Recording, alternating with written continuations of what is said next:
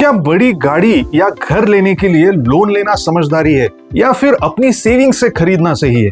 यही है आज का बड़ा सवाल।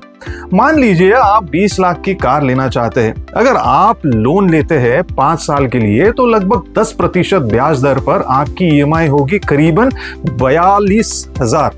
मतलब 5 साल में आप लगभग 25,50,000 दे चुके होंगे, यानी गाड़ी की कीमत से 5.5 लाख ज्यादा। अब दूसरा तरीका, यही सेविंग्स के 20 लाख अगर हम इन्वेस्ट करते हैं एफडी में या म्यूचुअल फंड्स में और कंजर्वेटिवली हमें एवरेज रिटर्न्स मिलते हैं समझो 7%।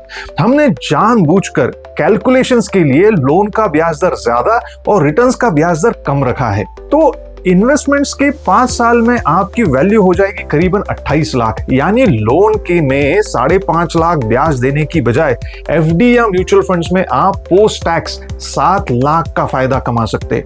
आपको समझने के लिए डिस्क्रिप्शन में हमने पीडीएफ जोड़ दी है। देखिए, लोन लेना बुरा नहीं है बशर्ते वो आपकी कमाई और क्षमता के हिसाब से हो। अगर आपकी ईएमआई आपकी इनकम का सिर्फ 25 से 30% है और आपके पास इमरजेंसी फंड भी है तो लोन लेना सही हो सकता है। लेकिन अगर ईएमआई इतनी है कि हम महीने में आप सेविंग ही नहीं बचा पा रहे तो समझ लीजिए आप लाइफस्टाइल डेट में फंस रहे हैं। तो सवाल ये नहीं है कि लोन अच्छा है या बुरा, सवाल ये है कि आप कितनी समझदारी से बैलेंस करते हैं।